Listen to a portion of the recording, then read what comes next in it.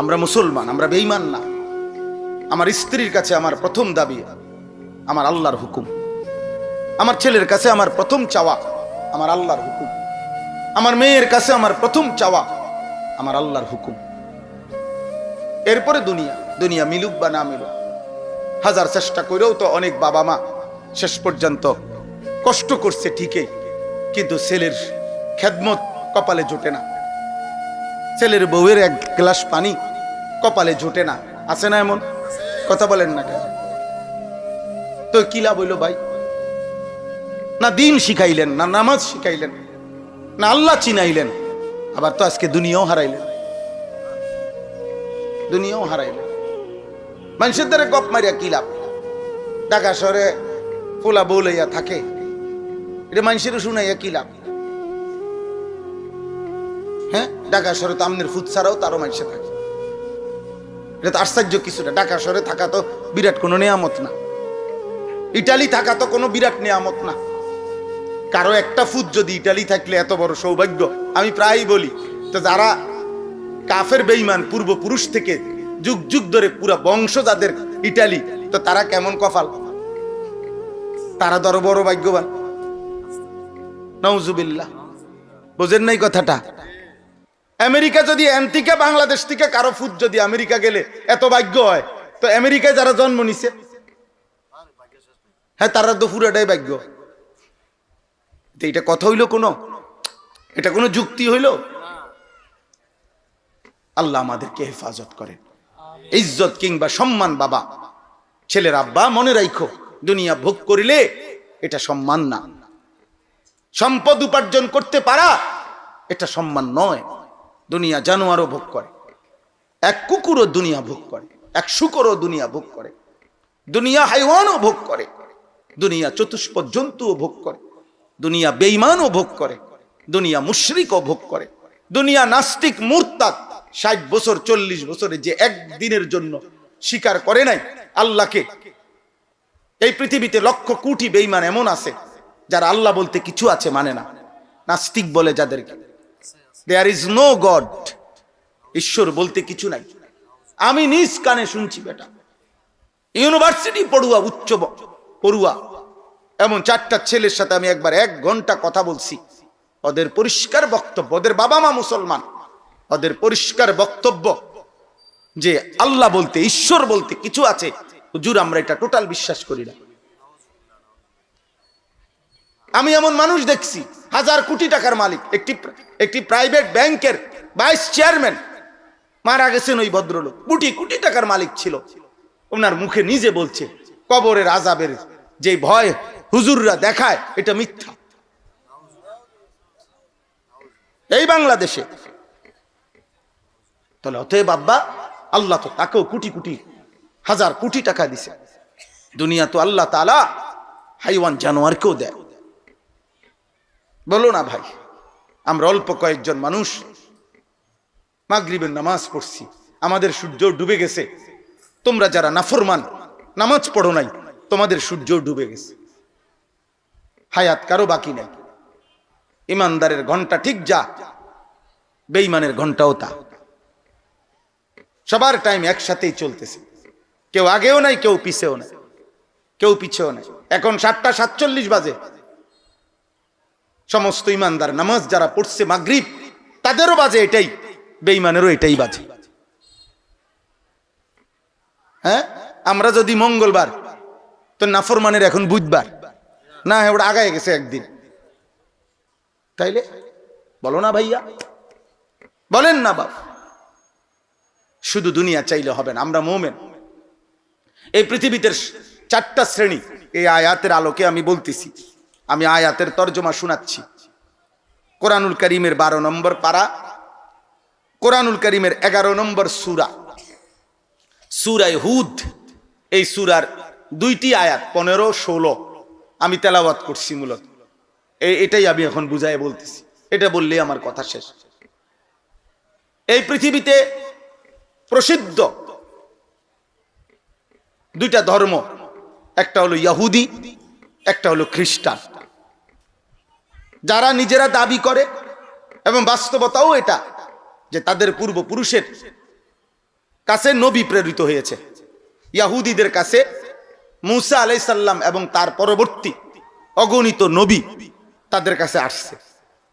খ্রিস্টান যারা, ঈসা আলাইহিস সালাম তাদের নবী ছিলেন। তো আল্লাহ তাআলা মূসা আলাইহিস সালামের এই ইহুদিদেরকেও আসমানি কিতাব তাওরাত দান করছেন।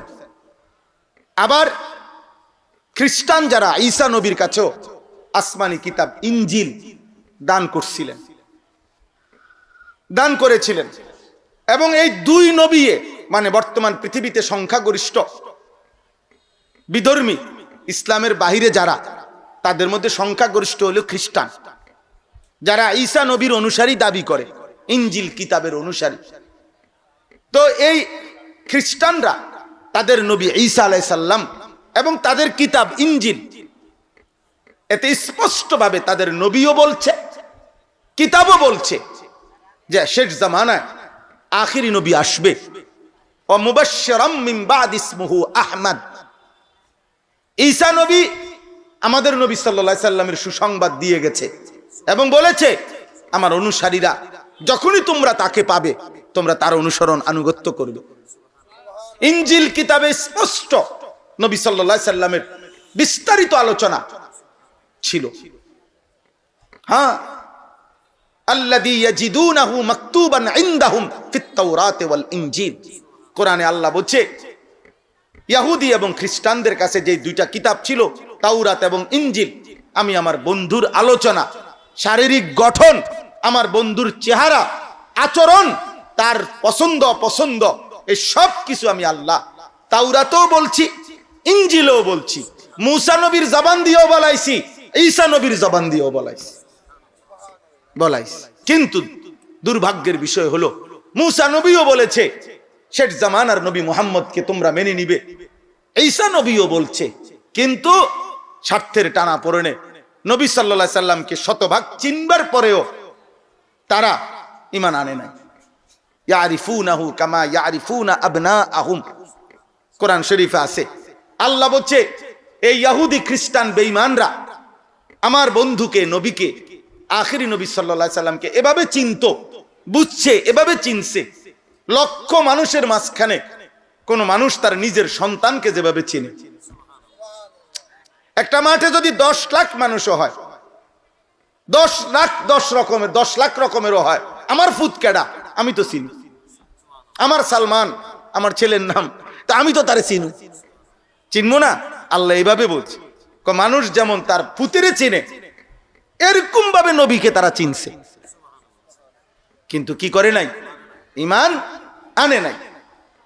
আনে নাই। তো এই মানুষগুলো, নবী সাল্লাল্লাহু আলাইহি সাল্লাম বলছেন যে আজ যদি মূসা বেঁচে থাকতো, ঈসা বেঁচে থাকতো, তাহলে তারা অবশ্যই আমার আনুগত্য করত। নবীজি বলছেন, কোন ইহুদি এবং কোন খ্রিস্টান সে যদি আমার নাম শোনার পর, আমার দ্বীনের দাওয়াত শুনবার পরেও আমার উপরে ঈমান না আনে, তো নিশ্চিত তারা যেন জেনে নেয় যে তাদের ঠিকানা জাহান্নাম। নাউজুবিল্লাহ। তাইলে এখানে আমি যেটা বুঝাইতেছি, আসেন একটা কথা বুঝেন, এই আয়াত বুঝার জন্য প্রত্যেক মানুষের জীবনে, মুমিন হোক, মুনাফিক হোক, ইহুদি হোক, খ্রিস্টান হোক, এই চারটা বিশেষ শ্রেণী। কিছু মানুষ হলো ইহুদি, কিছু মানুষ হলো খ্রিস্টান, কিছু মানুষ হলো মুনাফিক, অর্থাৎ যারা অন্তরে মূলত কালেমা মানে না, কিন্তু মুখে মুসলিমের ভেষ ধরে, মুখে মুসলমানের কি ধরে? পরিচয় ধরে, সুরত ধরে, এরা মুনাফিক। আর আরেক হলো মুমিন, আরেক হলো প্রকৃত অর্থে কি মুমিন। মানে মোটা দাগের এই চারটা শ্রেণীকে আমরা ধরলাম। একেবারে ছোটখাটো বিশ্লেষণ করলে, ছোট বড় আরো বহু ধর্ম ব্যক্তির নামে আরো আছে, এগুলারে আলাদা বিশ্লেষণ করতে সময়ের ব্যাপার, কিন্তু উল্লেখযোগ্য আমরা এই চারটা শ্রেণী বললাম। এই চারটা শ্রেণী প্রত্যেক মানুষ, প্রত্যেকেই এই দুনিয়ার জীবনে দুই ধরনের কাজ করে। কিছু কাজ আছে অন্যায় কাজ, পাপ, কিছু কাজ আছে কি পাপ, এটা দুনিয়াতেও পাপ আর আখিরাতেও পাপের বদলা জাহান্নাম। তাহলে এটা সবার জন্য কমন, অর্থাৎ কাফের বেঈমান হোক আর ইমানদার হোক, পাপের ঠিকানা কোথায় বলেন না? পাপের ঠিকানা কি? জাহান্নাম। ওয়া ইন্নাল ফুজুরা ইয়াহদি ইলান নার, নবীজির বিশুদ্ধ হাদিস। প্রত্যেক গুনাহ টেনে নিয়ে যাচ্ছে জাহান্নামের দিকে। কিসের দিকে? জাহান। ফিরবার জন্য যদি সে কার্যকর ঈমান না আনে, তওবা না করে, আল্লাহ যদি মাফ না করে, তো যেই কোনো পাপের কারণে তওবা করে নাই অথবা আল্লাহ মাফ করে নাই, তাহলে নিশ্চিত তার ঠিকানা কোথায়? জাহান্নাম। তাহলে পাপের ঠিকানা জাহান্নাম, যেই করুক, ইমানদার করুক আর বেঈমান করুক। গেল এটা বাদ। 2 নম্বরে হলো প্রত্যেক মানুষই দুনিয়ার হায়াতে কম বেশি ভালো কাজ করে। কিছু কি করে? ভালো কাজ করে। ভালো কাজ করে, পরিবারের কিছু সেবা করে, ভালো কাজ করে, কল্যাণ মানুষের, সমাজের কিছু কল্যাণকর কাজে, জনহিতকর, সমাজ কল্যাণমূলক, মানুষের উন্নয়নমূলক ভালো কাজ করে, পুণ্য কাজ করে। এই ক্ষেত্রে, এই আয়াতের আলোকে বলতেছি, এই ক্ষেত্রে আল্লাহ তাআলা একটা মূলনীতি বলছে যে দুনিয়ার জীবনে এখানে 1 নাম্বার হলো, আবার ওই পিছনে আবার যান, প্রত্যেক খ্রিস্টান যত ভালো কাজই করুক, যত ভালো কাজই করুক, ঈমান না থাকার কারণে আখিরাতে ফলাফল শূন্য, বৃথা, জাহান্নাম ছাড়া আর কিছু নেই। কোন ইহুদি ঈমান না থাকার কারণে যত কিছু ভালো কাজই দুনিয়াতে করুক, আখিরাতে তার কোনো বিনিময় বা জান্নাতের কোনো পুরস্কার 1 জাররাও পাবে না। তার ঠিকানা কোথায়? জাহান্নাম। তাহলে এই পৃথিবীতে মনে রাখতে হবে, সবচেয়ে বড় সৎ কাজ হলো আফদালুল খাইর, আফদালুল আমাল, সবচেয়ে উত্তম কাজ, সবচেয়ে খায়ের, কল্যাণকর কাজ হলো কালেমা গ্রহণ করা। কি গ্রহণ করা? ঈমান। ঈমানের চাইতে বড় কোনো খায়ের নাই, ঈমানের চাইতে বড় কোনো কল্যাণ নাই। আর ঈমানবিহীন বাকি কল্যাণ আখিরাতের হিসাবে ধর্তব্য না, ধর্তব্য না, আখিরাতের হিসাবে ধর্তব্য না। ঈমান না থাকার কারণে আখিরাতে তাদের কোনো ভালো কাজের, উত্তম কাজেরও কোনো বিনিময় কি বলেন না? পাবে না, পাবে না। গেল তারা মুনাফিক। যারা মুনাফিক, তারা তো ইচ্ছা করেই লুকোচুরি করতেছে। সে তো কি ইচ্ছা করেই কি করে? লুকোচুরি করে। মুনাফিক 2 ধরনের হয়। এক ধরনের এতেকাদি মুনাফিক, অর্থাৎ বাস্তবিক অর্থে অন্তরে সে কালেমা বিশ্বাস করে না, মুখে প্রকাশ করে। নবীজির জামানায় যারা মুনাফিক ছিল তারা এমন ছিল। নবীজির জামানায় যারা মুনাফিক ছিল তারা কি ছিল? এমনই ছিল যে যারা নবীজির সামনে বলতো, মুহাম্মদ আমরা তোমারে মানি, কালেমা মানি, কিন্তু তাদের হৃদয়ে ছিল আমরা মানি না।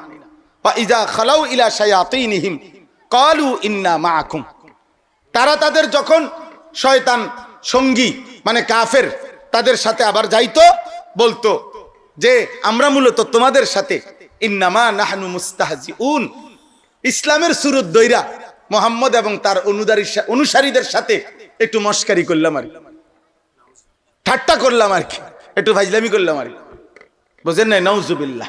তাহলে নবীজির জামানায় যারা মুনাফিক ছিল তারা পিওর মুনাফিক। তাহলে এরা কাফেরদের অন্তর্ভুক্ত। এরা কিসের অন্তর্ভুক্ত? তাহলে এরাও তাদের দুনিয়াবি কোনো ভালো কাজের বদলা পাবে না। মুনাফিকের মধ্যে দ্বিতীয় একটা আইটেম আছে, সেটা হলো মুনাফিক ফিল আমাল, যারা কর্মগত মুনাফিক। অর্থাৎ মানে কি? মানে হলো মুখেও স্বীকার করে মুসলমান, অন্তরেও কালেমা বিশ্বাস করে। কথা বুঝেন নাই?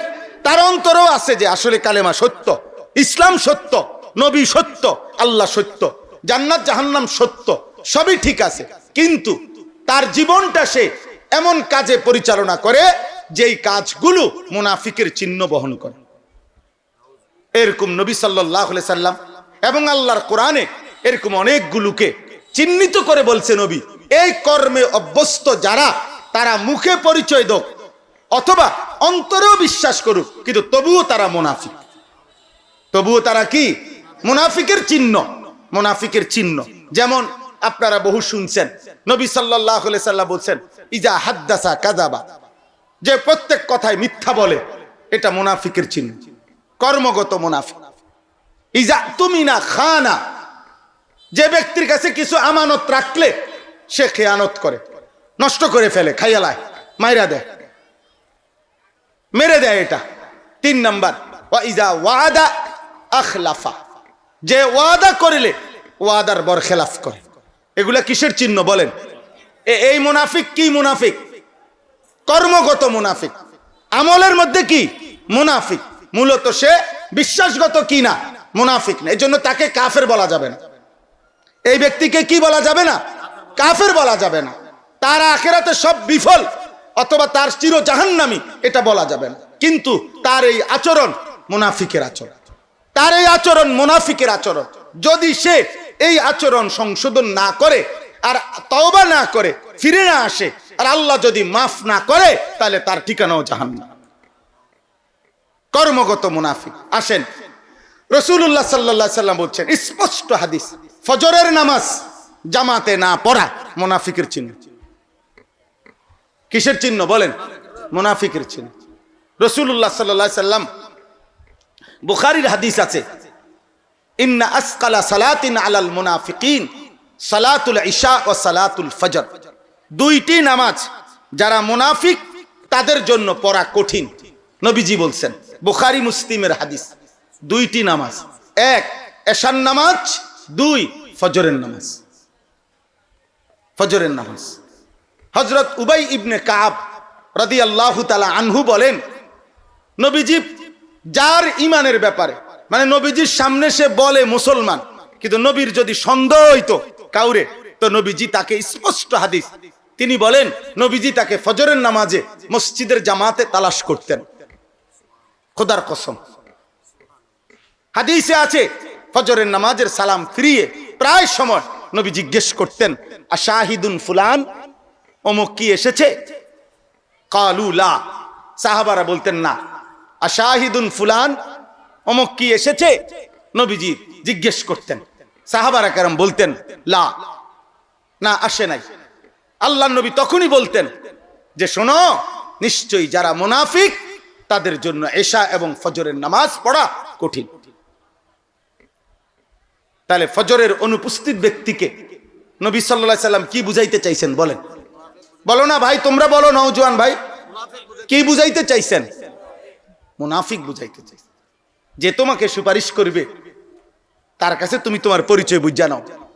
সুপারিশ তোমার আব্বার সম্পত্তি না, নবীর সুপারিশ তোমার বাপের সম্পত্তি না, নবীর সুপারিশ তোমার দুনিয়ার কোনো ফায়সালা না। নবী সাল্লাল্লাহু আলাইহি ওয়াসাল্লাম তোমার পরিচয় তো আগেই চিহ্নিত করে দিয়েছেন। আর তিনি কোথাও বলেন নাই, নবী কখনোই বলেন নাই যে আমি মুনাফিকের জন্য সুপারিশ করব, এই কথা নাই। আমি কাফেরের জন্য সুপারিশ করব, এই কথা নাই বাবা, এই কথা নাই। নবীর হায়াতে মুনাফিক সর্দার আব্দুল্লাহ ইবনে উবাই ইবনে সালুল, যে নিজেকে প্রতিদিন বলতো মুসলমান কিন্তু ছিল মুনাফিক, নবীজি তার ইন্তেকালের পরে এই উনার ছেলে, মানে মদিনায় যে মুনাফিক সর্দার ছিল তার ছেলে ছিল খাঁটি সাহাবী। মুনাফিকের ছেলেটা আব্দুল্লাহ ইবনে আব্দুল্লাহ, ছেলের নামও ছিল আব্দুল্লাহ, বাপের নামও ছিল আব্দুল্লাহ। আরব দেশে এটা এখনো রসুম আছে, একাধিক ব্যক্তির একই নাম। 3 ভাই, 3 জনের নাম মোহাম্মদ। মোহাম্মদ আল আউয়াল, মোহাম্মদ আসানি, মোহাম্মদ আসালেস। তারা নবীজির নামের এমন বরকত মনে করে, কখনো কখনো 3-4 ফুটের সবার নামে রাখে মোহাম্মদ। প্রথম মোহাম্মদ, দ্বিতীয় মোহাম্মদ, তৃতীয় মোহাম্মদ, এমনি বল, বুঝছেন নি, বরকতের জন্য। যাই হোক, তো এই ওনার ছেলে ছিলেন সাহাবী। তো উনি খুব কাঁদতেছিল, ইয়া রাসূলুল্লাহ, আমার আব্বা, আপনি যদি একটু জানাজা পড়াইতেন, আর আল্লাহ যদি এই উসিলায় মাফ করে দেয়। নবীজি গেছেন ওই ছেলের আবদারে ওই মুনাফিক সর্দারের জানাজা পড়াইতে। সূরা তাওবার মধ্যে স্পষ্ট আছে।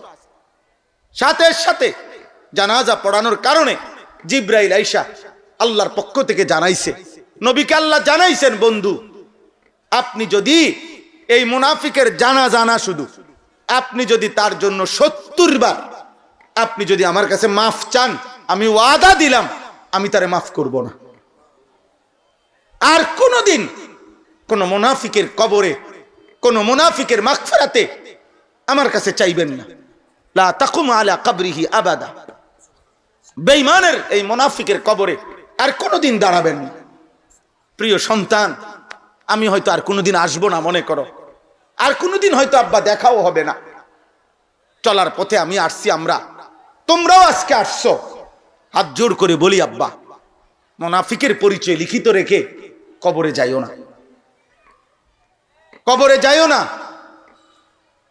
তোমার নবীর কাছে পৌঁছবার আগেই ফেরেশতা 2 ধাক্কা দিয়া তোমার ওই পারে ফাড়াই দিবে।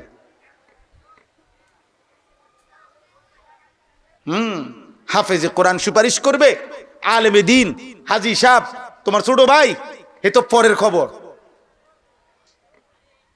প্রথম সুপারিশ করার অধিকার তো শাফাআতে উজমা, যেটা বড় শাফাত, প্রধান সুপারিশকারী তো কে? নবী সাল্লাল্লাহু আলাইহি সাল্লাম।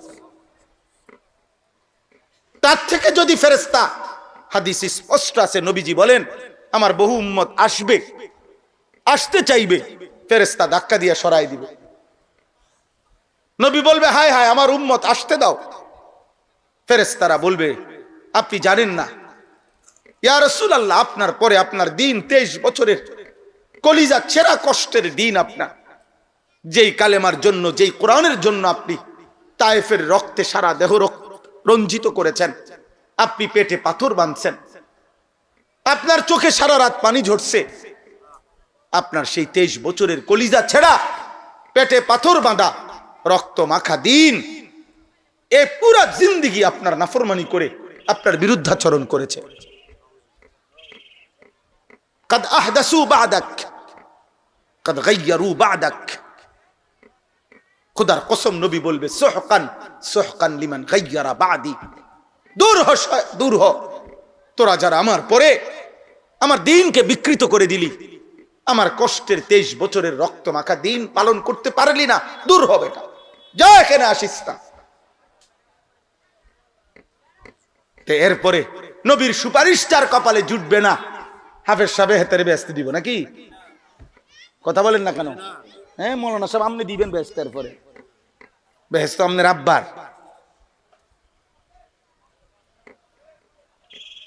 আমি জিজ্ঞাসা করছি একটা স্যারে, চাচা কোরআন শরীফ শুদ্ধ পড়তে পারেননি, হবে ডাকো আমার 3 নাতি হাফেজ, কেরামতি কয়। কি বুঝাইতে চাইছেন? মানে বেহেশতের বুঝ আছে, টেনশন করেন না,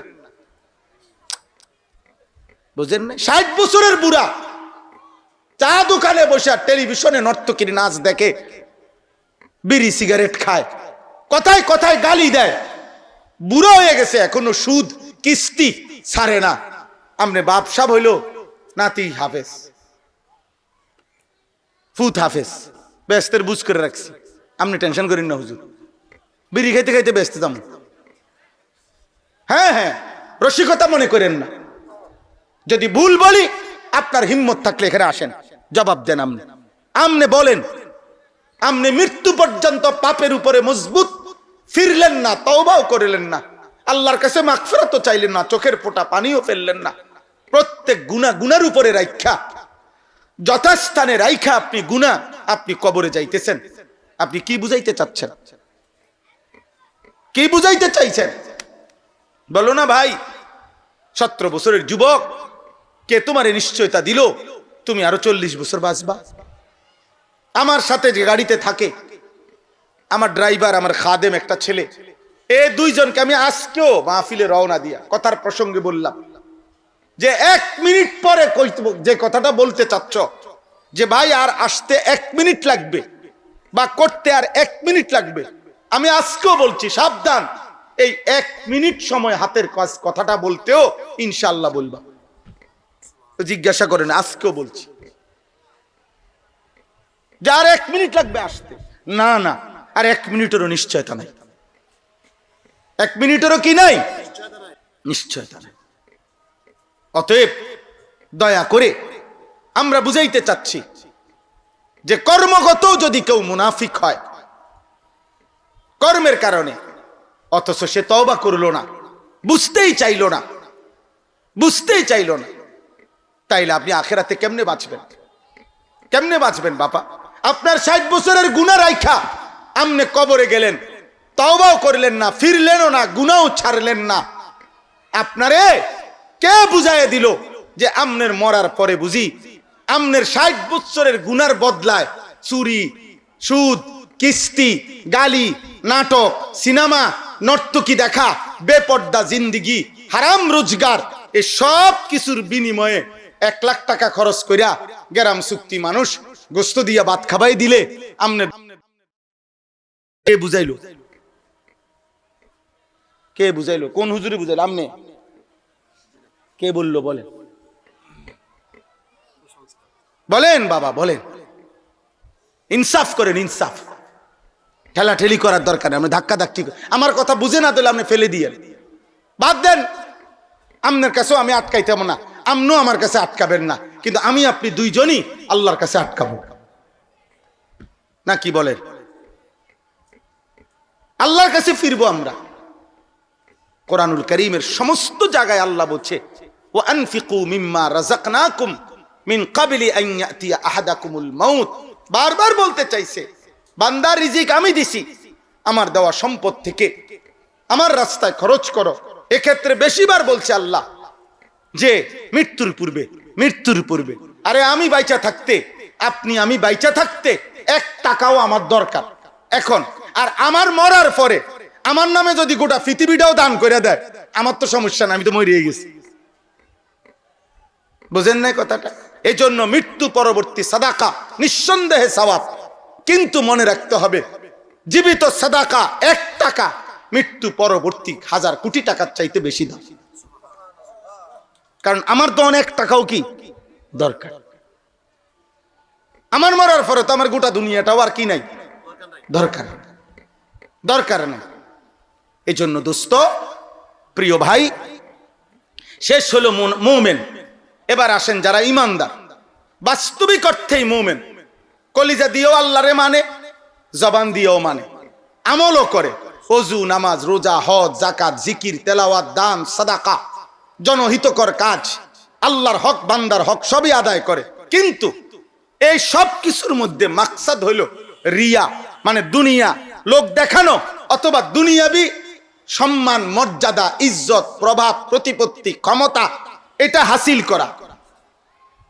আল্লাহ তাআলা বলেন, এদের জন্য আমি বললাম, ইমানদার হওয়া সত্ত্বেও যেহেতু কর্মের মধ্যে, ভালো কাজের মধ্যেও আখিরাত নিয়ত করে নাই, আমার সন্তুষ্টির নিয়ত করে নাই, এরাও আখিরাতে গিয়ে দেখবে তারা বৃথা, তাদের পুরা জিন্দেগীর কর্ম নিষ্ফল। এই শেষ কথা। এই জন্য ইহুদি কোনো ভালো কাজের আখিরাতে বদলা পাবে না, খ্রিস্টান কোনো ভালো কাজের আখিরাতে বদলা পাবে না, মুনাফিক এতেকাদি হলে কোনো ভালো কাজের আখিরাতে বদলা পাবে না। কেন? ঈমান না থাকার কারণে। কেন বলেন না? আর কর্মগত মুনাফিক, যার কর্মে নেফাকের চিহ্ন, সে এই নেফাক থেকে তওবা না করলে, ফিরে না আসলে, তো তার তো ঈমান আমলে হচ্ছে না, তাহলে আখিরাতে বদলা পাবে কি? সে তো আখিরাত চাচ্ছেই না, নাহলে এত লুকোচুরি করে কা? কথা বলেন না কেন? লুকোচুরি করে কেন? শুক্রবার হইলে 2 রাকাত নামাজ পড়ে, বাকি 6 দিনে 1 ওয়াক্ত নামাজও পড়ে না। তুমি কি বুঝাইতে চাইছো? তুমি চালাক আর আমরা চিরা খাই। কথা বলেন না কেন? তুমি কি বাটফারি বুঝাইতে চাইতেছো? কি তুমি শুক্রবারে 1 ওয়াক্ত নামাজ পড়ো আর আমরা পুরা সপ্তাহ 5 ওয়াক্ত নামাজ পড়ি? আমরা বেকল, হ্যাঁ, আমরা বেওকুফ, আমরা বেওকুফ। আপনি মাঝে মধ্যে 10-20 টাকা দানও করবেন, আবার আপনি হারামও রোজগার করবেন। আপনি কি বুঝাইতে চাইতেছেন? আমরা বেকল, হ্যাঁ, আমরা বুঝি নাই। সাবধান, চালাকি করলে, কর্মগত মুনাফিকি যদি করেন, তাহলে চূড়ান্ত ভাবে ছেড়ে না দিলে গুনাহ, ফিরে না আসলে আল্লাহর দিকে, তো আমল হিসাবে, নেকি হিসাবে তো কি হবে না, কাউন্ট হবে না। আর মুমিন, আমরা যারা ইমানদার, কলিজাতেও ঈমান আছে, জবানেও ঈমান আছে, আমলও করতেছে, ভালো কাজও করছে, কিন্তু আল্লাহর হক বলেন আর বান্দার হক বলেন, ওযু বলেন, নামাজ বলেন, রোজা বলেন, হজ বলেন, দান বলেন, সাদাকা বলেন, সমাজের মানুষের জনকল্যাণমূলক কাজেও বলেন, সকল কিছুতে নিয়ত থাকতে হবে আল্লাহর সন্তুষ্টি, আখিরাতের পাওয়া। তাহলে আখিরাতে বিনিময় পাবেন। নাই তো এই মানুষগুলোর জন্য আখিরাতের নিয়ত না থাকার কারণে, আল্লাহর সন্তুষ্টির নিয়ত না থাকার কারণে আল্লাহ বলছেন এদের জন্য জাহান্নাম, এদের জন্য কি জাহান্নাম। এই কথা শেষ, এই কথাই। এবার দেখেন শুধু তরজমাটা বলি। মান কানা ইউরিদুল হায়াতাদ দুনিয়া ওয়া যিনাতাহা নুওয়াফি ইলাইহিম আমালাহুম ফিহা ওয়া হুম ফিহা লা ইউবখাসুন। আজানের যারা জবাব দিতে চাচ্ছেন, এখানে এখন আজান হইলে ওই আজানের জবাব দিয়েন, তাহলেও কোনো অসুবিধা হবে না। কথা বুঝছেন কিনা? জি, একাধিক মসজিদে একসাথে আজান হইলে আজানের জবাব দিবে কোন মসজিদের, কোন আজানের? নিয়ম হইল যে আজানের জবাব দুই রকম। এক হইল জবাবে কৌলি, মানে মুখে জবাব দিলাম, আরেকটা হইল জবাবে আমালি, অর্থাৎ কর্মে জবাব দিলাম। কর্মে মানে হইল নামাজের জন্য মসজিদে ঢুকলাম, বুঝছেন কিনা? তো এই ক্ষেত্রে উত্তম হইল এই কর্মে আমি যেই আমল যেখানে করব নামাজটা, ওইটার জবাবটা দাও। তা আমরা ইনশাআল্লাহ এখানেই এশার নামাজ পড়বো ইনশাআল্লাহ। আল্লাহ তাআলা বলেন এই শেষ, মান কানা ইউরিদুল হায়াতাদ দুনিয়া ওয়া যিনাতাহা, যে তার সকল কিছুতে তার উদ্দেশ্য ভালো কিংবা মন্দ কাজ তো বাদে দিলাম, যে তার জীবনের যাবতীয় কর্মকাণ্ডে তার উদ্দেশ্য দুইটা, এক দুনিয়ার জীবনটা চলা, দুই ওয়া যিনাতাহা দুনিয়ার সৌন্দর্য, দুনিয়ার ক্ষমতা, দুনিয়ার প্রভাব, দুনিয়ার সুনাম, দুনিয়ার সুখ্যাতি, দুনিয়ার পরিচিতি, দুনিয়ার স্লোগান, দুনিয়ার কিছু, এতটুকুই যার চাওয়া। নুওয়াফি ইলাইহিম আমালাহুম ফিহা, আল্লাহ বলে এ দুনিয়া লুবি, দুনিয়া প্রত্যাশী ব্যক্তির যাটুকু দুনিয়া চাচ্ছে, যেদূর আমি ফয়সালা করছি এদূর আমি দুনিয়া তারে পূর্ণ দেব। অহুম ফিহা লা ইউবখাসুন, কম দেব না তোরে দুনিয়া দেমু বান্দা। শুধু বলে রাখবা উলাইকাল্লাযীনা লাইসা লাহুম ফিল আখিরাতি ইল্লান নার, আর আখিরাতে শুধুমাত্র জাহান্নামের আগুন ছাড়া আর কিছুই দেব না। আখিরাতে আর কিছুই মিলবে না। আমার শায়েখ আল্লামা মুফতি মুশতাকুন নবী সাহেব এই জন্য সবসময় বলে যে বাবা, মাঝে মাঝে নিজের কলিজায় হাত দিয়া, বুকে হাত দিয়া চোখ বন্ধ করে ভাববেন আল্লাহর জন্য করছি তো, আল্লাহর জন্য করছি কিনা, আল্লাহর জন্য সাদাকা করলাম কিনা, আল্লাহর জন্য মসজিদ করলাম কিনা, আল্লাহর জন্য মাদ্রাসা করলাম কিনা, আল্লাহর জন্য জিকির করলাম কিনা, আল্লাহর জন্য নামাজ পড়ছি কিনা। নয়তো আখিরাতে কি হবে? লাভ হবে, লাভ হবে না। আমিও আপনিও, ইখলাস বড় সাংঘাতিক। রাসূলুল্লাহ সাল্লাল্লাহু আলাইহি সাল্লাম বলেছেন, দুনিয়ার লোভে কারি কোরআন পড়ছে তো জাহান্নামে ফেলা হবে। দুনিয়ার লোভে মুজাহিদ যুদ্ধ করছে, দুনিয়াবাসী তাকে বিরাট কিছু বলবে তো জাহান্নামে যাবে। দুনিয়ার লোভে দানশীল দান করছে, আল্লাহর কসম নবী বলেন তাকে জাহান্নামে ফেলা হবে। এবং সবচেয়ে বড় কথা হলো, আমরা স্পষ্ট কিতাবে পড়ছি, এই একটা হাদিস হযরত আবু হুরায়রা বর্ণনাকারী, এই সাহাবী সবচেয়ে বেশি হাদিস বর্ণনা করছেন নবীজির। হযরতে আবু হুরায়রা হাদিসে আছে, উনি শুধুমাত্র এই হাদিসটা বলতে গেলে যে দুনিয়ার লোভে যে কারি কোরআন পড়ছে তার জাহান্নামে ফেলা হবে, দুনিয়ার লোভে যে দানশীল দান করছে তার জাহান্নামে ফেলা হবে, দুনিয়ার লোভে যে আল্লাহর পথে যুদ্ধ করছে সে জাহান্নামে ফেলা হবে। আশ্চর্য হবেন, বিশ্বাস করেন এই হাদিসে আছে। এই একটা হাদিস এই আবু হুরায়রা যখনই বর্ণনা করতে চাইতেন, বলতে চাইতেন, উনি বেহুশ হয়ে যাইতেন। এমনও সময় গেছে হাদিসে আছে 4 বার 5 বার বেহুশ হয়ে যায়, উনি কইতারে না কথাই, ভয়ে বেহুশ হয়ে যায় প্রতিবারে। আহা, যদি আমার আমল আল্লাহ গ্রহণ না করে, যদি আমার বলা আল্লাহ গ্রহণ না করে। এই জন্য নামাজি বাবা, দানশীল ভাই, আল্লাহর বন্দেগী তো করতেই হবে আল্লাহর জন্য। কার জন্য বলেন না? ওয়া হাবিতা মা সানাউ ফিহা ওয়া বাতিলুম মা কানু ইয়ামালুন।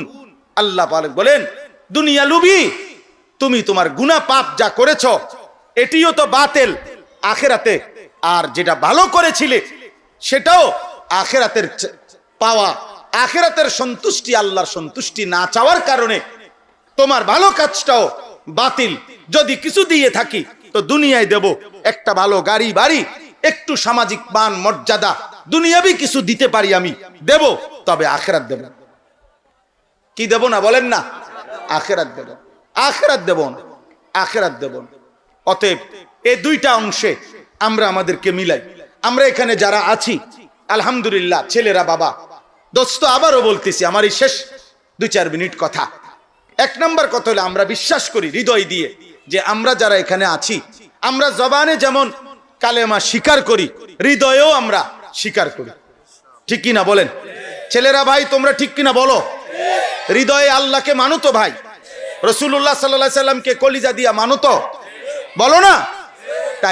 তাইলে আমরা ইনশাআল্লাহ ধরে নিলাম আমরা সবাই মুমিন, আলহামদুলিল্লাহ। এখন আমাদের কর্মে আমাদেরকে প্রমাণ করতে হবে আমি কি মুনাফিক কিনা, নাকি মুমিন। 1, 2, আমি যদি মুনাফিক না হই, মুনাফিকের চিহ্ন বহন করে যেগুলো, এগুলো আমার কাছে নাই। মনে করেন আমি মিথ্যা বলি না, আমি ওয়াদা খেলাফ করি না, আমি আমানতের খেয়ানত করি না, আমি ফজরের নামাজ ছেড়ে দেই না, আমি লোক দেখানো আমল করি না। মনে করেন এগুলো আমার মধ্যে নাই, ধরে নিলাম। এবার আমারে দেখতে হবে যে আমার সকল আমল আল্লাহর জন্য করি কিনা, আখিরাতের জন্য করি কিনা। এরপরে আমার আখিরাত, এরপরে আমার জান্নাত। কারণ জান্নাত 2টা রুম আর একটা বারিন্দা না। জান্নাত 2টা রুম আর একটা কি না, এটা এত মামুলি না। জান্নাত সর্বনিম্ন, সবচেয়ে ছোট জান্নাত 10 দুনিয়া বরাবর। সর্বশেষ যাকে নবী বলছে আল্লাহ জান্নাত দিবে, তার শেষ জান্নাতটা হলো 10টা দুনিয়া বরাবর। আর দুনিয়া ওয়া আশারাতু আমসালিহা, 10 দুনিয়া বরাবর, 10 দুনিয়া বরাবর, 10 দুনিয়া বরাবর। অতএব আজকে ছেলে পেলে ভাই, এই তারবিয়াতুল বানাত অর্থ হলো মুসলমানের কন্যা, মুসলমানের বোন, মুসলমানের নারীকে আখলাক শিখানো, দিন শিখানো, আল্লাহ চিনানো, আখিরাত চিনানো। একটা ছেলে বলেন, একটা মেয়ে বলেন, আল্লাহ নবী সাল্লাল্লাহু আলাইহি সাল্লামের ওয়াদা এটা, মুসলমান যে ঈমানদার তার সন্তান স্ত্রী পরিজনকে আল্লাহর পথে চালাইতে, হালাল হারাম চিনাইতে, পাক নাফাক চিনাইতে, দিন শরীয়ত আল্লাহর বিধান শিখাইবার জন্য কষ্ট করছে। আল্লাহ নবী সাল্লাল্লাহু আলাইহি সাল্লাম ওয়াদা দিবেন যে আল্লাহ তাআলা তার জন্য জান্নাত রেডি করে রাখছে। নবীজি বলছে যে তার 3টা কন্যা, যে ব্যক্তি তার 3টি কন্যাকে আল্লাহ নবী বলছে আখলাক শিখাইছে, আদব শিখাইছে, ঈমান শিখাইছে, ইলম শিখাইছে, আল্লাহর কোরআন শরীয়তের বিধান শিখাইছে, আল্লাহ নবী বলছে ওই 3 নারী, ওই 3 কন্যা তার কিয়ামতের দিন জাহান্নামে যাওয়ার ক্ষেত্রে প্রতিবন্ধক ঢাল হয়ে দাঁড়াবে। সাহাবী জিজ্ঞেস করছে, ইয়া রাসূলুল্লাহ, যদি 2টা মেয়ে হয়? নবীজি বললেন 2টা মেয়ে হলেও হবে। সাহাবী জিজ্ঞেস করছে, একটা যদি হয়? বলছে একটা হলেও হবে, একটা হলেও হবে। আল্লাহ নবী বলছেন রাসূলুল্লাহ সাল্লাল্লাহু আলাইহি ওয়াসাল্লাম যে তার 2টা কন্যাকে, মেয়েকে ঘৃণা করে নাই, বরং আখলাক শিখাইছে, ঈমান শিখাইছে, ইসলাম শিখাইছে। খোদার কসম নবী বলছে ওই মেয়ের বাপ আর আমি মুহাম্মদ এই 2 আঙ্গুল যেমন পাশাপাশি, জান্নাতে এমন পাশাপাশি থাকবে। এই জন্য মেয়ে বেইজ্জতি না, মেয়ে তাবশীর। কোরআনে 2 বার, কোরআনুল কারীমের মধ্যে আল্লাহ তাআলা মেয়ের জন্মকে বলছে তাবশীর, সুসংবাদ, সুসংবাদ 2 বার বলছে। কন্যা জন্ম নেওয়া কারো ঘরে এটা লাঞ্ছনা না, বেইজ্জতি না, অপমান না, এটা ঘৃণা না। ওই স্বামী, ওই পুরুষ অপদার্থ, ওই স্বামী অপদার্থ। তুই বেটা মানুষ হওয়ার অযোগ্য, যার ঘরে, যার স্ত্রীর গর্ভে মেয়ে হওয়াতে নাক ছিটকাইছে, মুখ খারাপ কালো করে ফেলছে, চেহারা বিকৃত করেছে, তুই মানুষ নামের কলঙ্ক বেটা, তুই মানবতার দুশ্মন বেটা।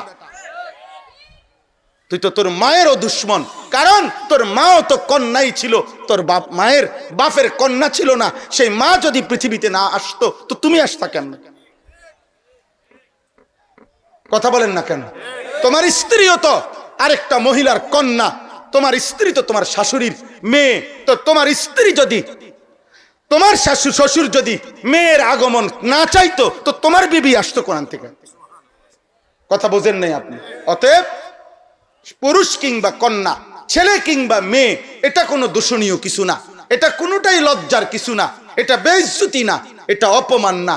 বিয়ে দেওয়া যদি কষ্ট করে হয়, বিয়ে দিতে কষ্ট হবে, তো তুমি বিয়ে করলা কেন?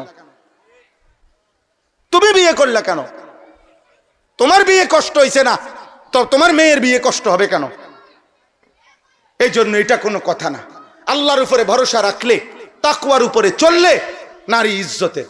আল্লাহ কোরআনে ওয়াদা দিছে, নেককার নারীর বদৌলতে আমি আল্লাহ মুমিনের ঘর পবিত্র করে দেব। এটা আল্লাহর। এই ছেলে, এই বেটা, বেয়াদব বেটা, এই মোবাইলটা নামান, আহাম্মক কোথাকার। তোমরা বললা না কেন ভাই? এতক্ষণ তোমরা শুনছো না?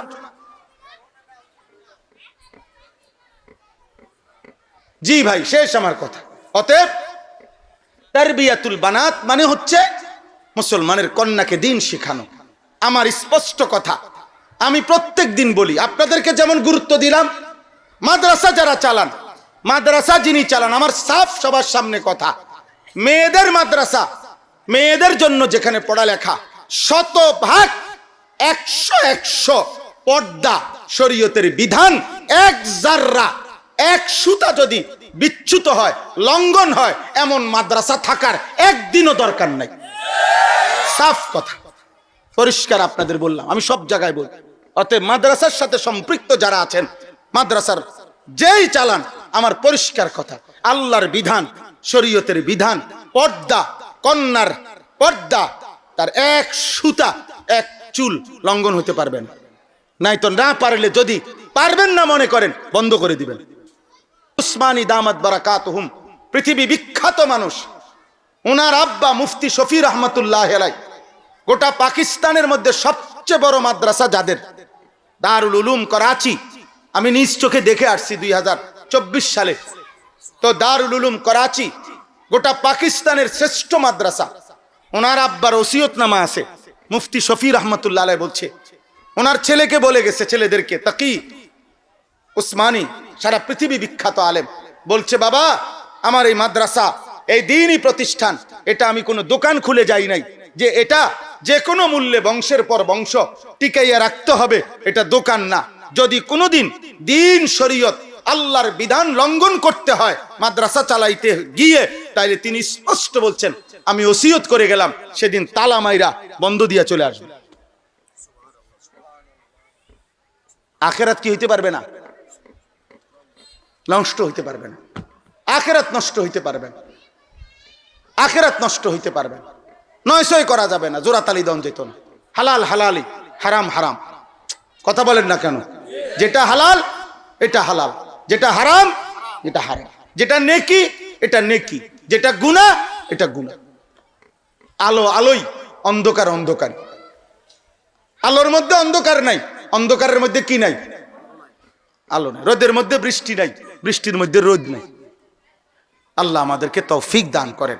আপনারা প্রত্যেকেই নিজেদের সন্তানদেরকে, ছেলে মেয়েদেরকে দিন শেখাবেন, বলেন ইনশাআল্লাহ। ছেলের আব্বা, অনেক ভালো লাগছে, তোমরা অনেক ছেলে মাশাআল্লাহ মহব্বত করে কষ্ট করে আসছো ভাই, তোমাদের কাছে অনুরোধ, আব্বা সুন্দর একটা জীবন নষ্ট করে দিও না আব্বা। একটা জিনিস মনে রাখো, অনেক, এই শেষ কথাটা, অনেক ছেলে আছো তোমরা এক ওয়াক্ত নামাজ পড়ো না, এই নারী ছবি, মোবাইলে অশ্লীল দৃশ্য, জিনা বেবিচারের দৃশ্য, নাচ গান, বন্ধুদের অসৎ আড্ডা, সারাদিন এই তামাশা করো। অথচ ওই লইরো না, বইয়া নেব, আবার নড়াচড়া করো কেন? কোনোভাবেই মনে রাখো, আমার কথাটা বোঝো, এত পাপ, এত অসভ্যতার পরেও এক ওয়াক্ত নামাজ পড়ো না, সারা দিন রাত মোবাইলে নারী ছবি দেখতেছো। কিন্তু কথাটা খেয়াল করো যে এত কিছুর পরেও কেউ তোমারে ডাকে না, ফিরায় না, কেউ তোমারে কদ্দুর কয়ও না, কিরে আব্বা তুই মুসলমানের সন্তান, তোমারে যে কোনোদিন মসজিদে দেখি না, তুমি মুসলমানের বাচ্চা বাবা, তোমার এই জীবনে কোনোদিন ফজরের নামাজে দেখলাম না, কেউ তোমারে বলল না। বিশ্বাস করো, মনে রাখো আব্বা, এর মানে হলো তুমি এই সমাজের আবর্জনা, তুমি এই সমাজের ময়লা, তুমি এই সমাজের ডাস্টবিন। এই সমাজ তোমাকে ফেলে দিছে। আবর্জনাকে মানুষ কাছে নেয় না, ময়লা ডাস্টবিন থেকে কেউ ময়লা তুলে নেয় না।